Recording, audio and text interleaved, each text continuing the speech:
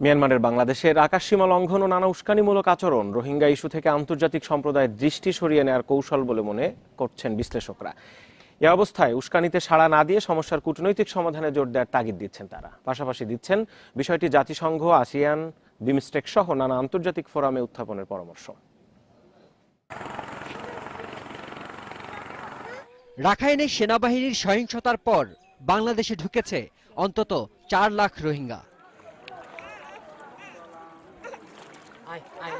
তাদের ফিরিয়ে নেয়ার প্রস্তাবে সাড়া না দিয়ে উল্টো আকাশসীমা লঙ্ঘন সহ নানা উস্কানিমূলক আচরণ করছে মিয়ানমার। চলতি মাসে বেশ কবার বাংলাদেশের আকাশসীমায় ঢুকেছে দেশটির সামরিক বাহিনীর ড্রোন ও হেলিকপ্টার। এ ঘটনায় ভারপ্রাপ্ত রাষ্ট্রদূত অং মিনকে ডেকে কড়া প্রতিবাদও জানিয়েছে পররাষ্ট্র মন্ত্রণালয়। এ অবস্থায় নিরাপত্তা বিশ্লেষকরা বলছেন, রোহিঙ্গা সংকট থেকে আন্তর্জাতিক সম্প্রদায়ের দৃষ্টি সরাতে সীমান্ত উত্তেজনা সৃষ্টির চেষ্টা করছে মিয়ানমার। মুহূর্তে আমি মনে করছি না যে বাংলাদেশের সাথে যদি এরকম কোনো যুদ্ধ উত্তেজনা সৃষ্টি আমরা করি আমাদের পক্ষ থেকে, সেটি হচ্ছে রোহিঙ্গা সংকট সমাধানের পথে যে বিশ্বের যে একটি চলমান প্রক্রিয়া আছে এটি মারাত্মকভাবে বাধাগ্রস্ত হবে এবং মানুষের দৃষ্টি অন্যদিকে সরে যাবে। এই উস্কানিতে সাড়া না দিয়ে কূটনৈতিকভাবে সংকট মোকাবেলার পরামর্শ দিচ্ছেন সাবেক পররাষ্ট্র প্রতিমন্ত্রী আবুল হাসান চৌধুরী। তিনি বলছেন, বিষয়টি জাতিসংঘ, আসিয়ান, বিমস্টেক সহ আন্তর্জাতিক ফোরামে উত্থাপনের পাশাপাশি দ্বিপাক্ষিক আলোচনায় সমাধানের চেষ্টা করতে হবে। আমাদের আহ্বান করা উচিত জাতিসংঘের শান্তিরক্ষা বাহিনী, যাদেরকে ব্লু হেলমেটস বলা হয়, আমরা নাম্বার 1 পিস কিপিং ফোর্স, প্রয়োজন হলে পিস কিপার্সরা এখানে থাকবে। তারপরে যদি তারা ভায়োলেট করে তাহলে পিস কিপার্সরা তাদের মোকাবেলা করবে। আমরাও করতে পারি, এটা বোঝাবার সময়ও আসতে পারে, কিন্তু let us give diplomacy a chance. সরকার বিষয়টির কূটনৈতিক সমাধান চাইছে জানিয়ে মিয়ানমার সীমান্তে উত্তেজনা বন্ধ না করলে বাংলাদেশ সমুচিত জবাব দিতে সক্ষম বলে জানিয়েছেন আওয়ামী লীগের এই সভাপতিমণ্ডলীর সদস্য। ড্রোন বা অন্য কোনো মাধ্যমে আকাশসীমা লঙ্ঘনে প্রতিটা যে উস্কানিমূলক সেটা আমরা তুলে ধরেছি এবং আগামীতেও এটা তুলে ধরা হবে। তবে আমি আবার বলবো, আমাদের দেশের আইন শৃঙ্খলা বাহিনী, সশস্ত্র বাহিনী আমরাও তৈরি আছি। যদি এর থেকে বেশি কোনো উস্কানিমূলক কিছু হয় সেক্ষেত্রে বাংলাদেশের প্রতি ইঞ্চি জমি ডিফেন্ড করার সক্ষমতা আমাদের আছে। চলমান পরিস্থিতিতে মিয়ানমারের উস্কানিতে বাংলাদেশের যুদ্ধে জড়িয়ে পড়া আন্তর্জাতিক প্রেক্ষাপটে কৌশলগত ভুল বলে বিবেচিত হবে বলেও সতর্ক করেছে তারা। শিমুল বাশার, ইন্ডিপেন্ডেন্ট নিউজ, ঢাকা। গতি পাচ্ছে না রোহিঙ্গাদের বায়োমেট্রিক নিবন্ধন। 6 দিনে নিবন্ধন হয়েছে মাত্র 3,500 শরণার্থী। এ অবস্থায় অনিশ্চিত হয়ে পড়েছে 3 মাসের মধ্যে নিবন্ধন কার্যক্রম শেষ করার পরিকল্পনা বাস্তবায়ন। তবে সরকারের কর্মকর্তারা বলছেন, এখন কিছুটা বেশি সময় লাগলেও দ্রুতই পরিস্থিতির উন্নতি হবে। সাম্প্রতিক সহিংসতা শুরুর পর মিয়ানমার থেকে প্রতিদিনই বাংলাদেশে ঢুকছে রোহিঙ্গারা। এরই মধ্যে 4 লাখে পৌঁছেছে শরণার্থীর সংখ্যা। ত্রাণ বিতরণ, আশ্রয় শিবিরে স্থানান্তর সহ নিরাপত্তা ইস্যুতে বিশৃঙ্খলা এড়াতে নতুন আসা রোহিঙ্গাদের বায়োমেট্রিক নিবন্ধনের উদ্যোগ নেয় সরকার। 15টি কেন্দ্রে কার্যক্রম পরিচালনার কথা থাকলেও এখন পর্যন্ত নিবন্ধন চলছে 2টি কেন্দ্রে। আর 6 দিনে নিবন্ধন হয়েছে মাত্র 3,500 রোহিঙ্গার। আছে দীর্ঘ লাইনে ভোগান্তির অভিযোগও।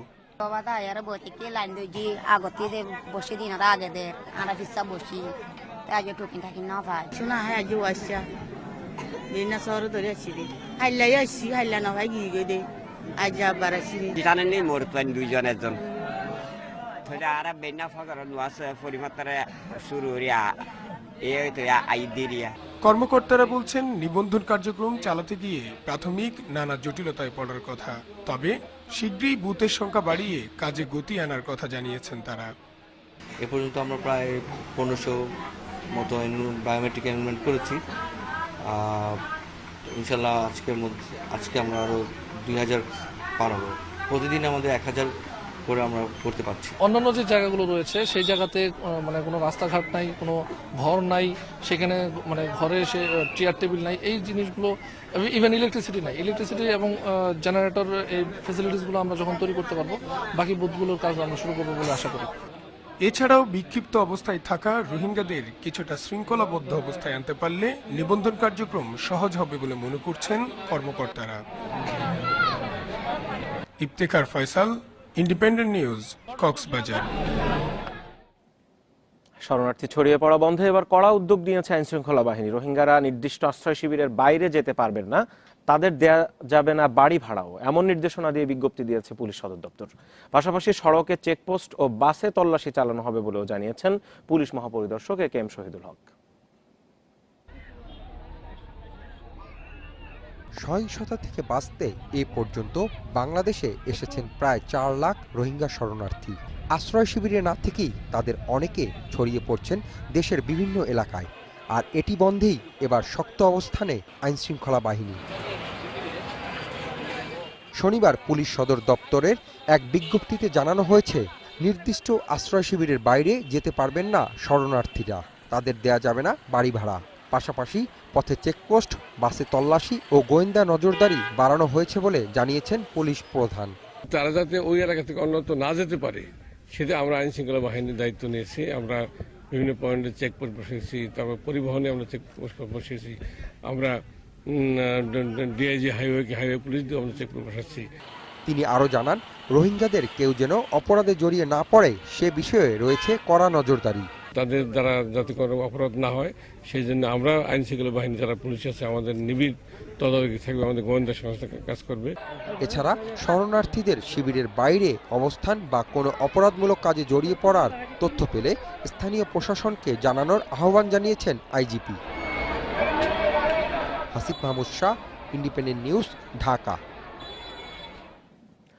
জাতিসংঘের সাধারণ অধিবেশনে যোগ দিতে নিউ ইয়র্কের পথে প্রধানমন্ত্রী শেখ হাসিনা। সেখানে বিশ্ব নেতাদের সামনে রোহিঙ্গা সংকটের কারণ ব্যাখ্যা করে তা নিরসনে বাংলাদেশের প্রস্তাব তুলে ধরবেন তিনি। শনিবার দুপুরে বাংলাদেশ বিমানের একটি বিশেষ ফ্লাইটে আবুধাবি রওনা হন তিনি। স্থানীয় সময় বিকেল 4:30টার দিকে আবুধাবি পৌঁছান। সেখানে রাত যাপন শেষে আজ সকালে যুক্তরাষ্ট্রের উদ্দেশ্যে রওনা হওয়ার কথা প্রধানমন্ত্রী। নিউ ইয়র্কে জাতিসংঘ সদর দপ্তরে 12 সেপ্টেম্বর জাতিসংঘের 72তম অধিবেশন শুরু হয়েছে। 19 থেকে 21 সেপ্টেম্বর চলবে সাধারণ বিতর্ক। এতে অংশ নেবেন 193 সদস্য দেশের প্রতিনিধিরা। 21 সেপ্টেম্বর অধিবেশনে ভাষণ দেবেন শেখ হাসিনা। এতে চলমান রোহিঙ্গা সংকট নিয়ে বাংলাদেশের অবস্থান স্পষ্ট করবেন তিনি। 2 অক্টোবর দেশে ফেরার কথা রয়েছে প্রধানমন্ত্রী।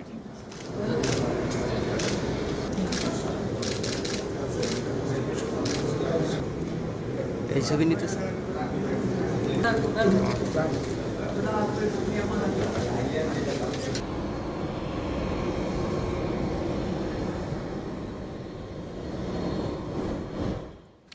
এদিকে রোহিঙ্গা সংকট সহ চলমান নানা বিষয়ে আলোচনা করতে চীন যাচ্ছে আওয়ামী লীগ প্রতিনিধি দল। 9 দিনের সফরে মঙ্গলবার বেইজিং এর উদ্দেশ্যে ঢাকা ছাড়বেন তারা।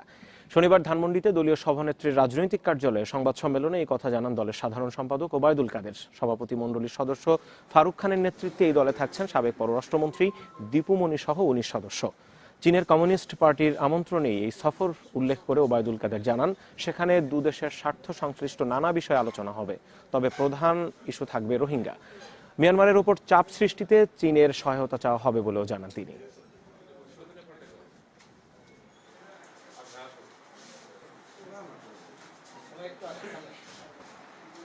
18 তারিখ রাত 12:30টায় আমাদের একটি ঢাকা থেকে যাত্রা শুরু করবে।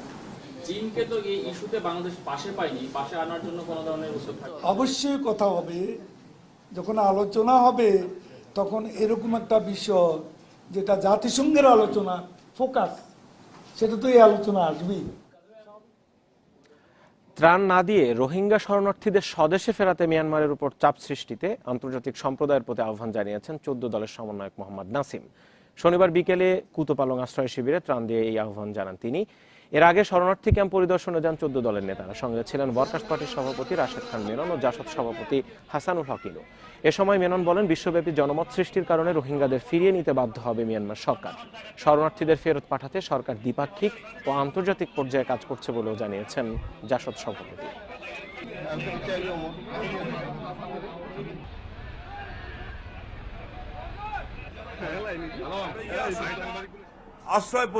আশ্রয় খাবার দরকার নেই, দরকার হচ্ছে এদেরকে তার দেশে ফেরত নেওয়া। এবার চাপ সৃষ্টি করুন মায়ানমারকে, সরকারকে চাপ সৃষ্টি করুন, সামরিক স্বৈর শাসক কিভাবে মানুষ হত্যা করতে পারে, আমরা বিস্মিত হই। সামরিক বাহিনীর নির্যাতনে মিয়ানমারের রাখাইন থেকে নাফ নদী আর বঙ্গোপসাগর পার হয়ে বাংলাদেশে আসছে রোহিঙ্গা শরণার্থীরা। শরণার্থী হয়ে অন্য দেশে তারা যেভাবে আসছে তা এক বিপদ, আশা থামছে না। আদিত্য সুমনের তোলা ছবিতে আরো জানাচ্ছেন ইমরান হোসেন সুমন।